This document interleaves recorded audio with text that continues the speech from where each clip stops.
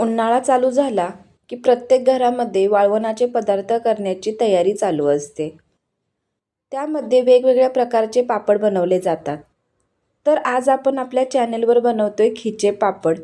ह्याला हंडी पापड असे सुद्धा बोलतात. तर हे पापड खूप सोप्या पद्धतीने आणि 1 किलोच्या प्रमाणामध्ये आपण इथे बनवतोय. तर व्हिडिओ शेवटपर्यंत नक्की बघा, कुठेही स्किप नका करू. तर हे खिचे पापड बनवण्यासाठी मी 1 किलो तांदूळ स्वच्छ धुवून घेतले आणि ते उन्हामध्ये सुकवून ते गिरणीमधून दळून आणले. तर इथे मी हे 1 किलो पीठ इथे घेतलं आहे. 1 किलो पीठ एका बाउलमध्ये मोजून घ्यायचं, म्हणजे आपल्याला प्रमाण योग्य समजेल. तर 1 किलो पीठ मी एका बाउलमध्ये घेतलं.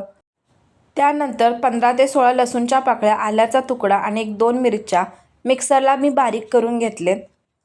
आता आपण गॅसवर एक मोठं पातेलं ठेवून घेऊया. आता त्या बाउलमधलं पीठ मी दुसऱ्या एका भांड्यामध्ये काढून घेतलं आणि त्याच बाउलने आपल्याला इथे 2 बाउल पाणी घालायचं आहे. म्हणजे समजा जर तुम्ही एका वाटीचं प्रमाण घेत असाल, 1 वाटी तांदळाचं पीठ असेल तर 2 वाट्या पाणी घालायचं.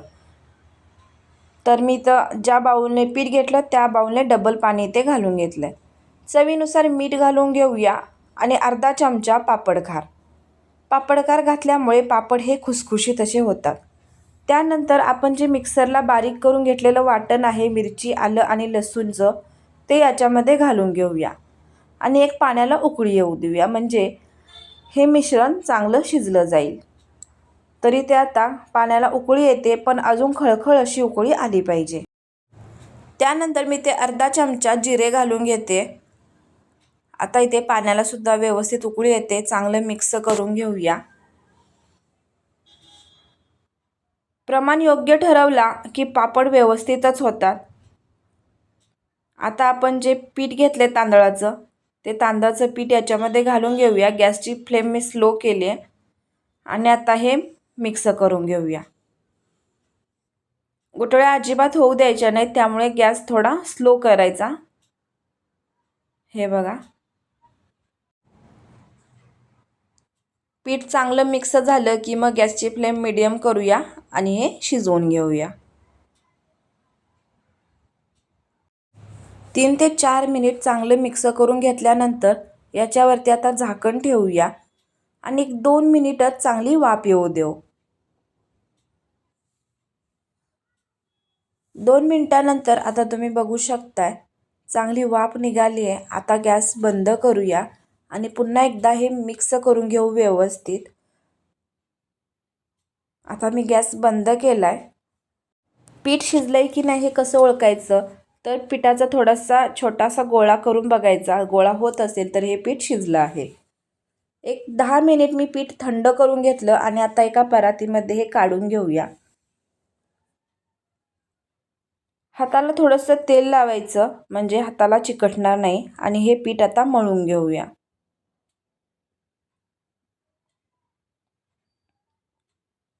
लक्षात ठेवा, ज्या भांड्याने किंवा ज्या वाटीने तुम्ही पीठ घेतलं असेल त्याच्या डबल पाणी घालायचं, म्हणजे पापड नीट होतात. तरी ते मी मळून घेतलंय. आता आपण गोळे बनवून घेऊया.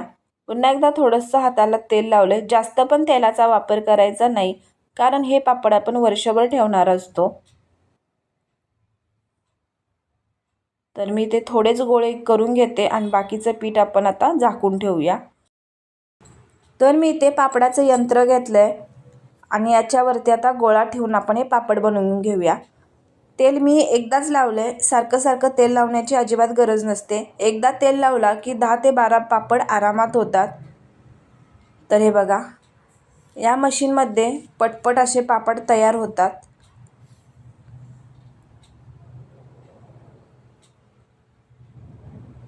बघा, गोलसुद्धा होतात, कुठेही क्रॅकसुद्धा जात नाही आहे. तर मस्त. आता हे पापडाचं यंत्र सगळ्यांच्या घरी असेलच असे नाही, तर आपण दुसरी पद्धतसुद्धा बघून घेऊया. तर इथे पोळपाटावर प्लॅस्टिकचा कागद घेतला आहे. थोडंसं तेल लावून घेऊया. गोळा ठेवायचा, मधोमध कागद दुमडून अशा पद्धतीने वरतून प्लेटने प्रेस करून घ्यायचं. बघा, पापड तयार झाला. जर काही जाड वाटत असेल तर अशा पद्धतीने प्लेटने तुम्ही प्रेस करून घेऊ शकताय, किंवा तुम्ही गोळा ठेवायचा आणि लाटूनसुद्धा घेऊ शकताय प्लॅस्टिकवर.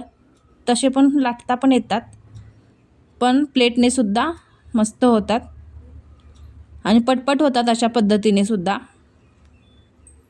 तर आता हे पापड उन्हामध्ये आपण वाळवायला लगेचच घालून घेऊया।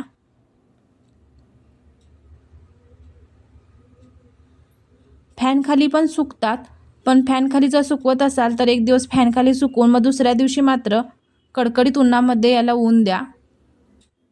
तर इथे एवढे पापड इथे तयार झालेत। तर मी सगळे पापड उन्हामध्येच सुकवायला घातलेत आणि एका दिवसामध्ये उन्हामध्ये हे सुकले सुद्धा जातात। तर इथे सगळे पापड सुकलेत आणि आकार सुद्धा बघू शकताय, एकदम छोटा पापड आहे, पण तळल्यानंतर तो चौपट असा फुलतो। तर चला आपण पापड तळून सुद्धा बघूया। तर गॅसवर कढईमध्ये मी तेल गरम करून घेतलंय। आता पापड टाकता क्षणी बघा कितपत फुलला गेलाय, एकदम चौपट फुललाय। तर एकदम खुसखुशीत आणि कुरकुरीत असे हे पापड तयार होतात। तुम्ही सुद्धा घरी नक्की बनवा आणि व्हिडिओ आजचा आवडला असेल तर व्हिडिओला एक लाईक नक्की करा आणि अजून तुम्ही चॅनलला जर सबस्क्राईब केलं नसेल तर सबस्क्राईब करा। तर या व्हिडिओमध्ये मी पीठ शिजवण्यापासून ते हे पापड तळून दाखवेपर्यंत पूर्ण रेसिपी दाखवण्याचा प्रयत्न केला।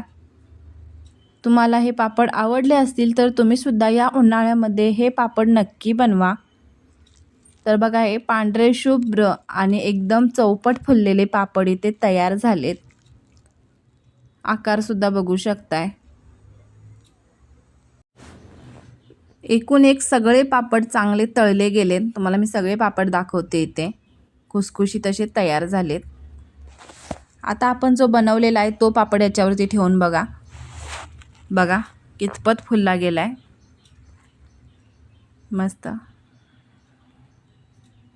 आता मी एक तुम्हाला पापड तोडून सुद्धा दाखवते, आवाजावरूनच तुम्हाला समजेल।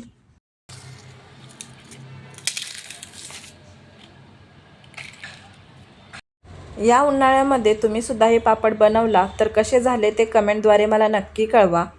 आजचा व्हिडिओ तुम्ही वेळात वेळ काढून पाहिलात त्याबद्दल धन्यवाद। पुन्हा भेटूया अशाच एका नवीन आणि झणझणीत अशा रेसिपीसोबत। तोपर्यंत मस्त रहा, बाय।